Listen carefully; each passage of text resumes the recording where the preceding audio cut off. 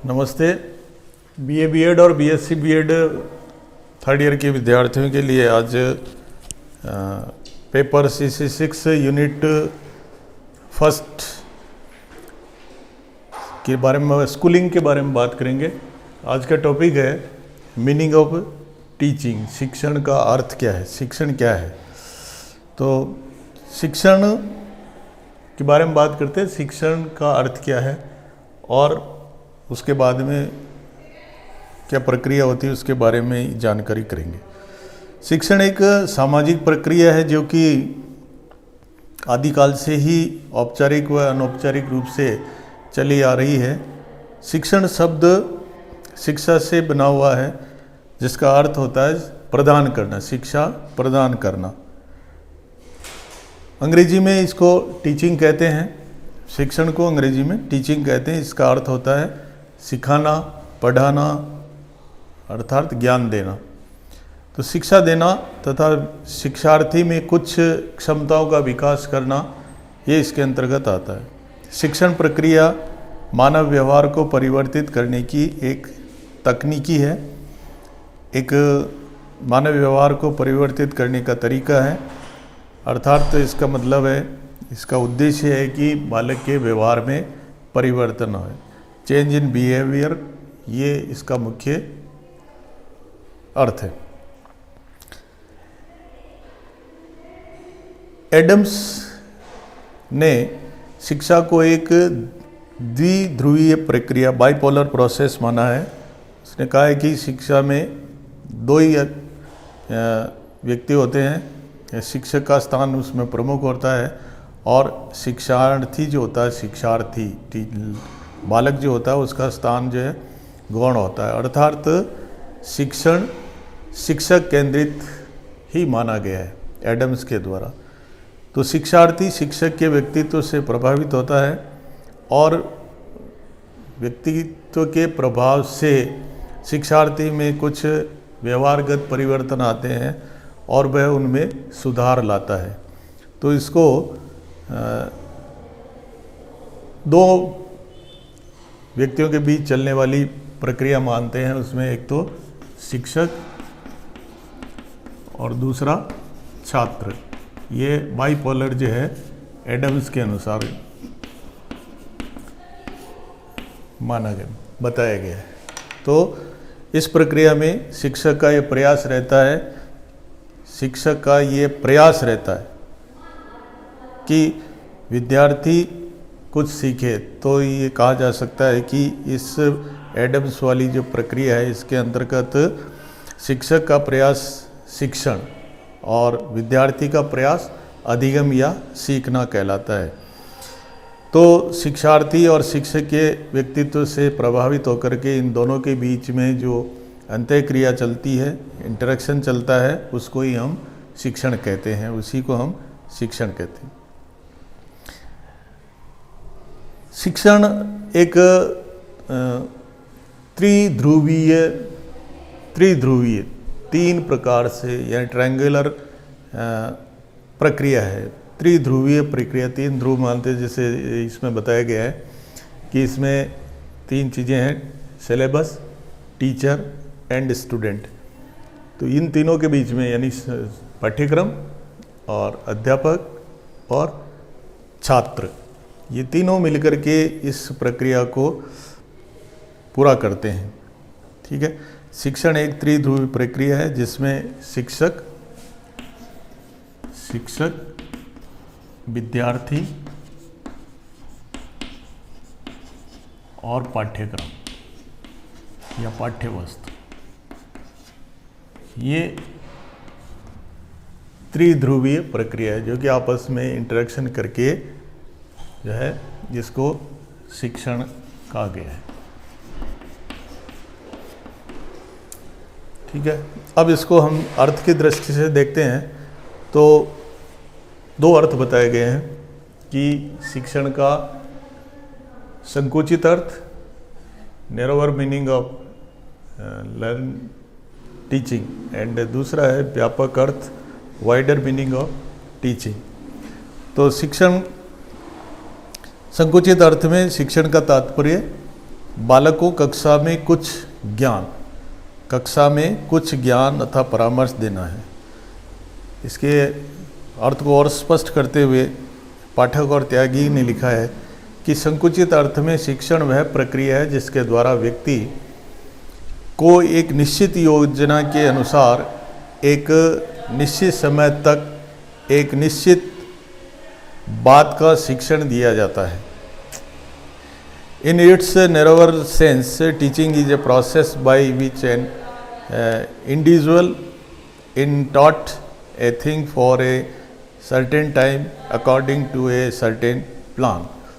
तो कहने का मतलब यह है कि शिक्षण वह प्रक्रिया है जिसके द्वारा व्यक्ति को एक निश्चित योजना के अनुसार एक निश्चित समय में एक निश्चित स्थान पर जो बात बताई जाती है उसे शिक्षण कहते हैं। ये एक संकुचित अर्थ है। दूसरा है व्यापक अर्थ। व्यापक अर्थ में वाइडर मीनिंग के लिए मन के अनुसार शिक्षण केवल कहना ही नहीं बल्कि प्रशिक्षण है। Teaching is not telling but training. Pathak और त्यागी के अनुसार ही अपने व्यापक अर्थ में शिक्षण वह प्रक्रिया है जिसके द्वारा व्यक्ति को अपने परिवार, विद्यालय, मित्र और मनोरंजन व्यवसाय से अपने वातावरण के अनुकूल करने के लिए आजीवन शिक्षण प्राप्त करना होता है। In its wider sense, teaching is a process by which an individual is taught throughout his life by his family, school, friendship, recreation and vacation to adapt himself to his environment। ये एक व्यापक अर्थ है कि बालक जो है हर प्रकार से अपने इष्ट मित्रों से, अपने वातावरण से, अपने घर परिवार से, स्कूल से, सबसे अनुकूलन स्थापित करके जो कुछ सीखता है वह शिक्षण है। ठीक है, वो टीचिंग है और ये एक आजीवन चलने वाली प्रक्रिया है। शिक्षण की परिभाषा, डेफिनेशन ऑफ टीचिंग। तो इसमें कुछ विद्वान हैं जिनके बारे में अपन बात करेंगे। उसमें एमिडन, क्लार्क, स्मिथ, गेज और मॉरिसन, इनके अनुसार जो है डेफिनेशन परिभाषा क्या है। तो एमिडन के अनुसार, एमिडन के अनुसार शिक्षण वह अंतः पारस्परिक संबंध है जिसमें मुख्य रूप से कक्ष वार्ताएं शिक्षक एवं छात्रों के बीच होती है एवं जो सुनिश्चित क्रियाओं के मध्य संपादित होती है। यानी क्लासरूम में टीचर और स्टूडेंट के साथ जो इंटरेक्शन होता है, जो वार्ता होती है, वही एक प्रकार से शिक्षण है। दूसरा है क्लार्क के अनुसार शिक्षण वह प्रक्रिया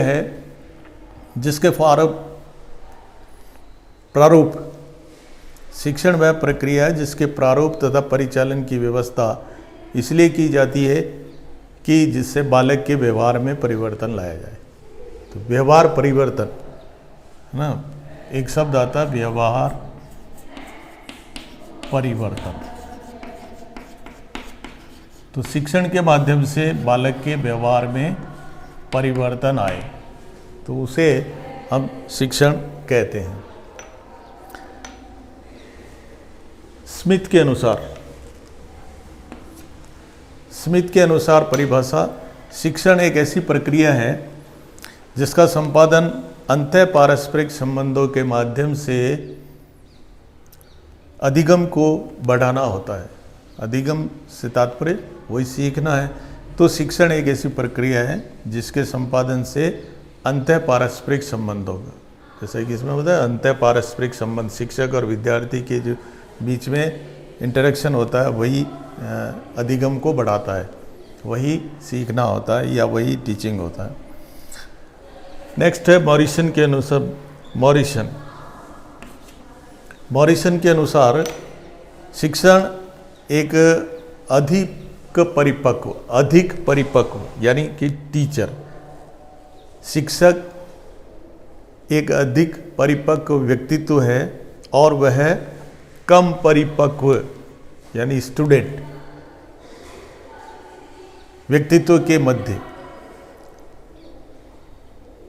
घनिष्ठ संबंध है, जिसका प्रारूप पिछले यानी अपरिपक्व व्यक्तित्व को शिक्षित करने के लिए बनाया जाता है। यानी कहने का मतलब यह है कि टीचर एक अधिक शिक्षित परिपक्व व्यक्तित्व है जो कि कम परिपक्व यानी जो स्टूडेंट है उसके बीच में जो घनिष्ठ संबंध है और जो कि अपरिपक्व व्यक्तित्व को शिक्षित करने के लिए बनाया जाता है, ये मॉरिसन का कहना है।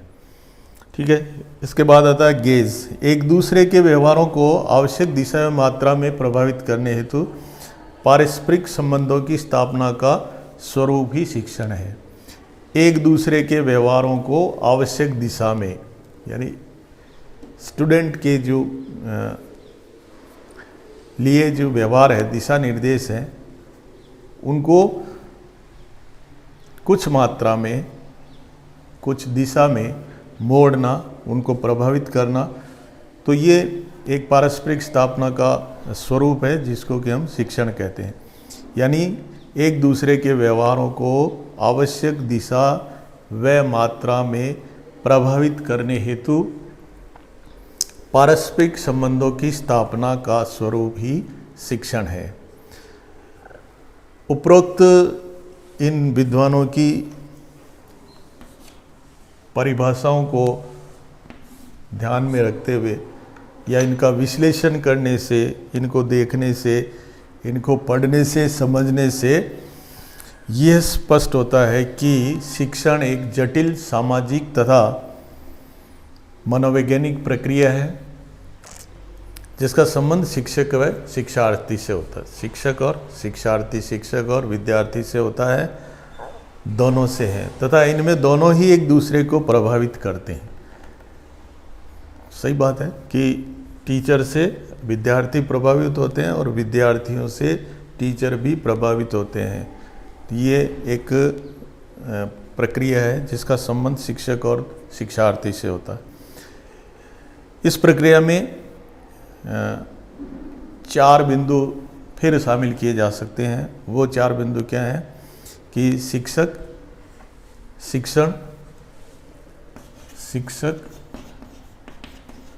शिक्षण, विद्यार्थी और सीखना।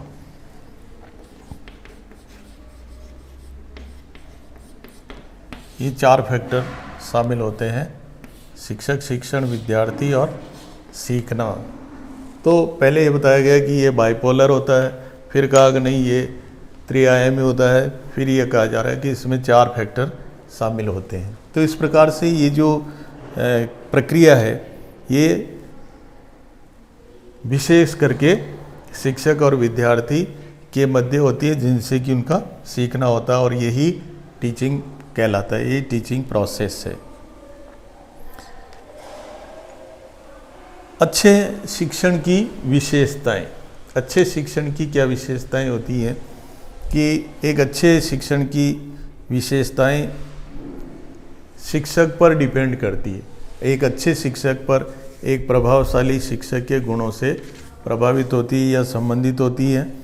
शिक्षक की योग्यता, प्रीएक्टिव है ना, अगर मान लीजिए उसकी योग्यता है, उसको विषय का ज्ञान है और वो प्रीएक्टिव होकर के है ना इनिशिएटिव लेकर के अपनी कुशलता से, शिक्षक की कुशलता से, शिक्षण की कुशलता से उसका जो प्रोसेस फैक्टर है उसके द्वारा जो है शिक्षक की उपलब्धियां, पोस्ट एक्टिव यानी प्रोडक्ट फैक्टर, तो ये कुल मिलाकर के इन तीनों बातों पर निर्भर करता है कि शिक्षण की विशेषता में उसकी योग्यता, उसके शिक्षण की कुशलता और उसके उपलब्धियाँ, यानी उपलब्धि कहाँ से आएगी? स्टूडेंट से। शिक्षक कोशिश करता है पूरी अपने फ्री एक्टिव होकर के अपने अच्छे प्रोसेस में अपने विद्यार्थियों को टीचिंग करवाता है, और उससे टीचिंग के उपरांत जो प्रोडक्ट प्राप्त होता है, यानी विद्यार्थियों का अपन इसको मानते हैं रिजल्ट ओरिएंटेड। तो उपलब्धियां वही हैं कि अच्छे स्टूडेंट तैयार हों, जिनका शिक्षण अच्छे प्रकार से हुआ तो उसका रिजल्ट भी अच्छा आएगा। तो ये टीचर पर डिपेंड करता है कि टीचर अगर प्री एक्टिव होकर के पूर्व तैयारी करके अपनी योग्यता के अनुसार जो है टीचिंग प्रोसेस जो कि छात्रों के लिए उपयोगी तरीका हो उसको अपनाता है, अच्छी शिक्षण विधियों को अपनाता है, और स्टूडेंट्स का जो है टीचिंग प्रोसेस में पूरा इन्वॉल्व उनको करता है, उनको बांधता है, कक्षा शिक्षण में उनको अच्छी तरह से तैयार करता है, तो फिर बाद में उसकी उपलब्धियां प्राप्त होती। तो ये है कि शिक्षण की, एक अच्छे शिक्षण की क्या विशेषताएं होती है कि टीचर को जो है, क्योंकि शिक्षण का कार्य टीचर ही करता है, तो ये 3 जो फैक्टर हैं ये उस पर डिपेंड करते हैं। ठीक है, तो अच्छे शिक्षण की विशेषताओं का उल्लेख समाज और शासन के संदर्भ में भी किया जा सकता है, जिसमें कि एक प्रोसेस है, और आजकल कंप्यूटर का युग है, कंप्यूटर में भी अपन देखते हैं कि इस फैक्टर को जो है काम में लिया जाता है।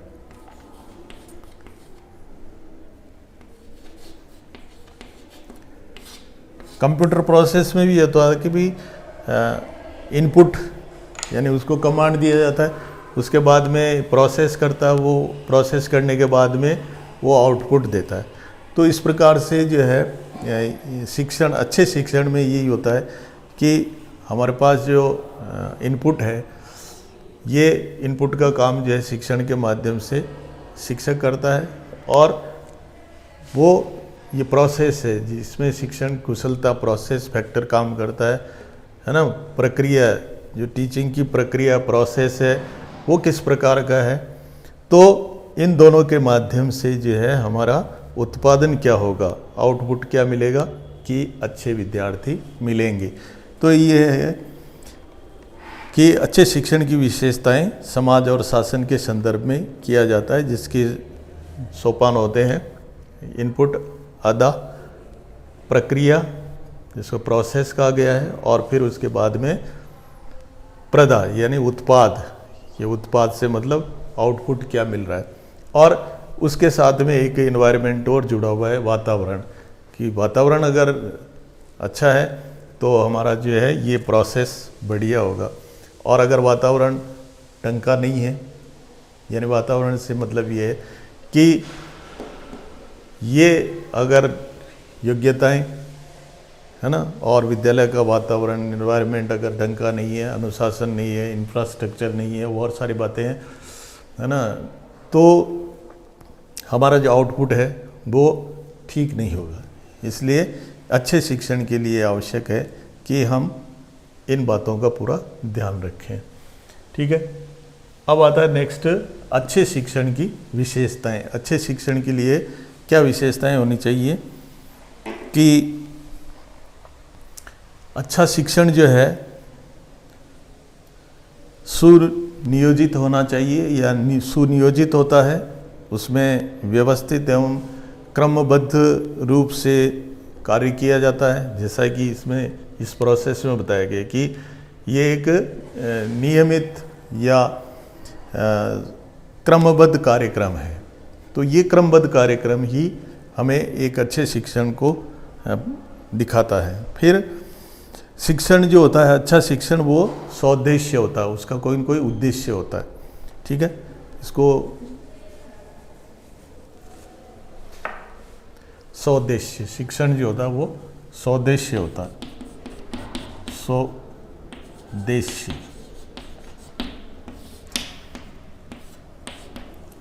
उसका उद्देश्य निर्धारित होता है, और उसी उद्देश्य के आधार पर जो है सारे कार्यक्रम आयोजित किए जाते हैं। जैसे ये सिलेबस है, ये उद्देश्य निर्धारित करता है, टीचर उसी सिलेबस के अकॉर्डिंग होते हैं और स्टूडेंट को उन्हीं उद्देश्यों को पूरा करने के लिए कहा जाता है, ताकि ये कार्यक्रम जो होता है ये अच्छा शिक्षण में ये सौदेश्य होता है, द्विपक्षीय होता है। यहाँ पर जैसे बताया गया है कि बाइपोलर, जिसमें अध्यापक और स्टूडेंट दोनों ही होते हैं, तो ये अच्छा शिक्षण तभी हो सकता है जब दोनों में इंटरैक्शन हो। फिर अच्छा शिक्षण सुनियोजित होता है, व्यवस्थित एवं क्रमबद्ध रूप से किया जाता है, सौदेश्य होता है, प्रोत्साहन देने वाला एवं प्रजातांत्रिक होता है। अच्छा शिक्षण जो होता है वो प्रोत्साहन देना वाला होना चाहिए, यानी टीचर को ये ध्यान में रखना चाहिए कि वो अपने स्टूडेंट को हमेशा प्रोत्साहित करे, है ना, उसको अपलिफ्ट करने की कोशिश करे, उसकी समस्याओं को दूर करे, उसको हर प्रकार से सहयोग करे। तो इस प्रकार से हम बालक को प्रोत्साहित करके अच्छे जो है रिजल्ट जो है, अच्छी उपलब्धियां प्राप्त कर सकते हैं, और वही अच्छा शिक्षण कहलाता है। संवेगात्मक स्थिरता प्रदान करने वाला होना चाहिए। अच्छा शिक्षण वही होता है जिसमें कि संवेगात्मक स्थिरता हो। बालक जो होते हैं, जैसे छोटे बच्चों में संवेग ज़्यादा होते हैं, फिर एडल्ट होते हैं उनमें अलग अलग प्रकार के संवेग उत्पन्न होते हैं, तो उनको भी कंट्रोल करना चाहिए, उनको भी एक स्थिरता के रूप में जो है बालकों को समझाना चाहिए। तो वो अच्छे शिक्षण का एक विशेषता है। पथ प्रदर्शन एवं वांछित सूचनाएं प्रदान करना, ये भी टीचर का जो स्कूल स्टाफ है या कॉलेज स्टाफ है, तो ये उनका एक दायित्व होता है कि बालकों का पथ प्रदर्शन करें, उनको अच्छा मोटिवेशन दें, ताकि बालकों का आगे का भविष्य जो है अच्छा बन सके। उनको वांछित सूचनाएं जो कि उनके लिए अपेक्षित हैं, जो उनको चाहिए, वो सारी सूचनाएं उनको प्रदान करना चाहिए। शिक्षण जो है, अच्छा शिक्षण जो है बालकों की मनोशारीरिक क्षमताओं के अनुसार होना चाहिए, है ना, उनके मानसिक स्तर के अनुसार शिक्षण होना चाहिए। अगर आप मान लीजिए कि 10वीं क्लास को पढ़ा रहे हैं और उनको आप ऊपर की क्लासों के बारे में बात कर रहे हैं, है ना, या उनके लेवल से नीचे की बात कर रहे हैं, तो वो उनके लिए उपयुक्त नहीं होगा। तो ये कहा गया है कि उनका जो मानसिक स्तर है, उनकी जो मानसिक और शारीरिक जो क्षमताएं हैं, उनको ध्यान में रख कर के शिक्षण करवाना चाहिए। ठीक है। नेक्स्ट है कि शिक्षण जो है रोचक और प्रभावी होना चाहिए। रोचक और प्रभावी, सौदेश्य होने को रोचक एवं प्रभावी।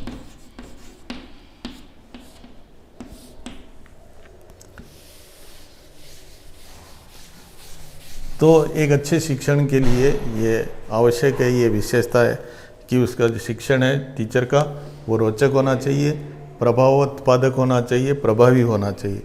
हाँ, पर्यावरण के साथ अनुकूलन करने वाला, पर्यावरण के साथ अनुकूलन, पर्यावरण के साथ अनुकूलन, ये बहुत आवश्यक है कि एक अच्छे शिक्षण में पर्यावरण और अनुकूलन, है ना, एडजस्टमेंट, एनवायरनमेंट के साथ में एडजस्टमेंट होना बहुत ज़रूरी है। अगर मान लीजिए इस प्रकार की कोई बात है जो कि छात्रों को अनुकूलित नहीं लग रही है, पर्यावरण में किसी प्रकार की कोई दुविधा हो रही है, तो शिक्षण जो है प्रभावी नहीं होगा, है ना। तो ये आवश्यक है कि पर्यावरण के साथ अनुकूलन करने वाला, यानी कि ये हमारा शिक्षक का ध्यान रखना चाहिए, शिक्षक को ध्यान रखना चाहिए कि इन बातों को अपने शिक्षण के साथ में ध्यान में रखें। नेक्स्ट आता है कि छात्रों के लिए निदानात्मक एवं उपचारात्मक, निदानात्मक एवं उपचारात्मक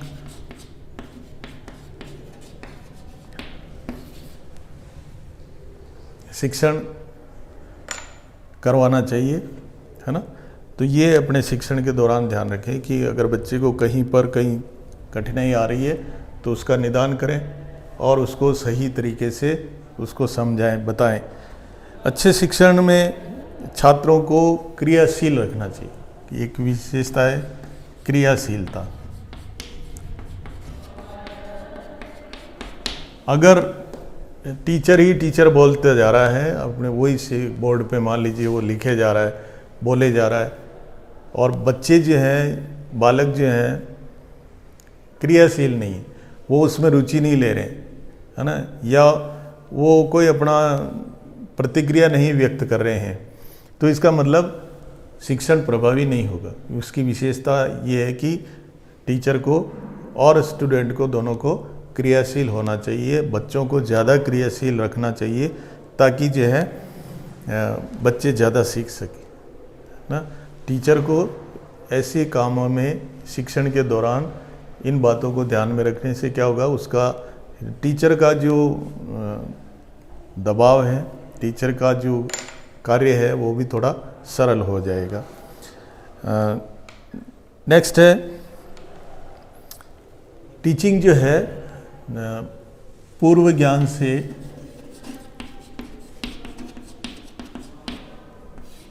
नए ज्ञान की ओर होना।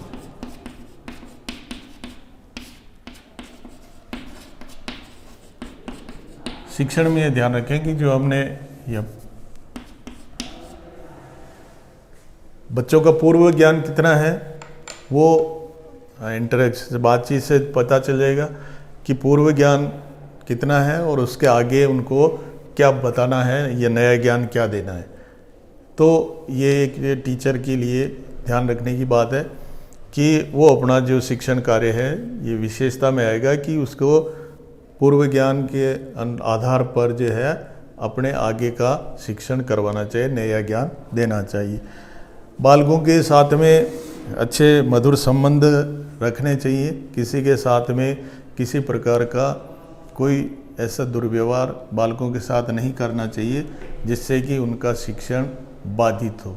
ठीक है, तो मधुर संबंध स्थापित करने का मतलब अन्य नहीं है बच्चों के साथ कोई दोस्ती नहीं करनी है, लेकिन जो भी शिक्षण कार्य करा रहे हैं हम, तो अपने शिक्षण के दौरान इरिटेट नहीं, शिक्षक इरिटेट नहीं हो, ये बात ध्यान में रखना चाहिए। छात्र क्रियाओं को पुनर्बलन देना चाहिए, उनको बार बार जो है इसके लिए प्रोत्साहित करना चाहिए, फीडबैक देना चाहिए। व्यवहारगत परिवर्तनों के लिए भी सभी पक्षों को प्रभावित करना चाहिए। अच्छे शिक्षण की विशेषता में ये बात भी मुख्य रूप से आती है कि शिक्षण के साथ साथ बच्चे के जो अन्य पक्ष हैं उनको भी शिक्षण के दौरान या अन्य समय में जो है उनको प्रोत्साहित करना चाहिए, उनको प्रभावी रूप से जो है उठाना चाहिए। फिर शिक्षक का जो एक विशेष गुण होता है कि जिसमें उदारता होनी चाहिए, सहानुभूतिपूर्ण व्यवहार होना चाहिए, एक सहकार की भावना होनी चाहिए। तो ये अगर शिक्षक अपने शिक्षण के दौरान इन बातों का ध्यान रखता है तो ये बातें बच्चों के अंदर भी जाएगी कि बच्चे भी जब आगे जाएंगे तो उनमें भी एक उदारता का भाव पैदा होगा, एक सहयोग की भावना होगी, एक सहानुभूति की भावना होगी, एक सहयोग सहकार की बात जो है उनमें आएगी। तो इस प्रकार से ये एक अच्छे शिक्षक या अच्छे शिक्षण की विशेषता है। फिर जो है शिक्षण जो है सृजनात्मक होना चाहिए, यानी शिक्षक को इस बात का ध्यान रखे जाए कि अच्छे शिक्षण के दौरान बच्चों को कुछ नया करने की, नया सृजन करने की क्रिएटिविटी को ध्यान में रखना चाहिए कि बच्चे कुछ नया कर सके, वो नया कुछ करें। तो ये एक प्रोत्साहन करने वाला जो है बिंदु है, इसको ध्यान में रखना चाहिए। अध्यापक की भूमिका जो है अच्छे शिक्षण के दौरान एक मित्र की, एक दार्शनिक की और एक अच्छे मोटिवेटर के रूप में होना चाहिए ताकि शिक्षण अच्छे तरह से हो। समस्या समाधान करना, है ना, ये अभी आया था कि भाई निदानात्मक और उपचारात्मक, इसमें समस्या समाधान, समस्या समाधान ये बहुत ही महत्वपूर्ण है, क्योंकि कई छात्रों का जो मानसिक स्तर होता है सभी का एक जैसा नहीं होता है, सभी का मानसिक स्तर अलग अलग होता है, जिसको कि हम IQ के नाम से भी जानते हैं। उनका बुद्धि लब्धि जो होती है वो अलग अलग प्रकार से होती है। तो शिक्षण के दौरान कुछ बालकों को समस्या आ सकती है। जो तीव्र बुद्धि बालक होते हैं वो तो जल्दी से आपकी बात को समझ लेंगे, पकड़ लेंगे और सीख जाएंगे। लेकिन कुछ बच्चे जो होते हैं जिनका IQ कम होता है या मध्यम स्तर का होता है, तो उनके लिए अगर हम ये इस बात का ध्यान रखें कि जो कुछ शिक्षक पढ़ा रहा है या बता रहा है उसमें बच्चे रुचि ले रहे हैं और नहीं ले रहे हैं, इसका मतलब उनके सामने कोई समस्या आ रही है। तो उस समस्या को ध्यान में रख करके उसका निदान करना चाहिए, यानी समस्या समाधान करना चाहिए। एक बार अगर मान लीजिए आपके बताने से बच्चे समझ नहीं पा रहे हैं तो दूसरा बार बताएं, तीसरे बार बताएं, उसको बार बार रिपीट कराने के लिए कोशिश करें जब तक कि बालक ठीक ढंग से उस बात को नहीं सीख ले, तब तक जो है आगे नहीं बढ़ना चाहिए। विशेष करके विज्ञान के विषयों में बहुत सारे छात्रों को, गणित के विषयों में बहुत सारे छात्रों को समस्याओं का सामना करना पड़ता है। तो एक अच्छे टीचर का या अच्छे शिक्षण का ये एक विशेषता है कि टीचर बालकों की जो समस्याएं हैं उनका समाधान समय रहते ही करें। अगर आपने इस बात पर ध्यान नहीं दिया तो बच्चों का जो आपका जो आउटपुट है ना, ये गड़बड़ हो जाएगा। इसलिए ध्यान रखिए इस बात को कि समस्या समाधान करना चाहिए। नेक्स्ट जो है मानवीय व्यवहार को भी ध्यान में रखना चाहिए। अच्छे शिक्षण के दौरान जो है सूझ से काम लेना चाहिए, कार्य की प्रगति के बारे में तत्परता से कार्य करना चाहिए। फिर जो है नेक्स्ट आता है कि जीवनोपयोगी ज्ञान। शिक्षण के दौरान कुछ टॉपिक्स ऐसे आते हैं ह्यूमैनिटी के विषयों में कि हम बच्चों को जीवन उपयोगी ज्ञान भी देते रहें। उसके लिए कोई अलग से क्लास लगाने की आवश्यकता नहीं होती। एक अच्छा टीचर अपने टीचिंग के दौरान पाठ्यक्रम में इन बातों का ध्यान रखे कि कहाँ पर जो है बालकों को जीवन उपयोगी ज्ञान दिया जा सकता है, उसको उस टॉपिक के साथ जोड़ते हुए इन बातों को देना चाहिए। और एक सबसे बड़ा होता है कि बालकों का सर्वांगीण विकास होना चाहिए। सर्वांगीण विकास पर जो है ध्यान दिया जाना चाहिए। ये सर्वांगीण विकास कि अच्छे टीचर के लिए या अच्छे शिक्षण की एक विशेषता है कि अध्यापक बालकों के सर्वांगीण विकास के लिए भी कार्य करता रहे, है ना।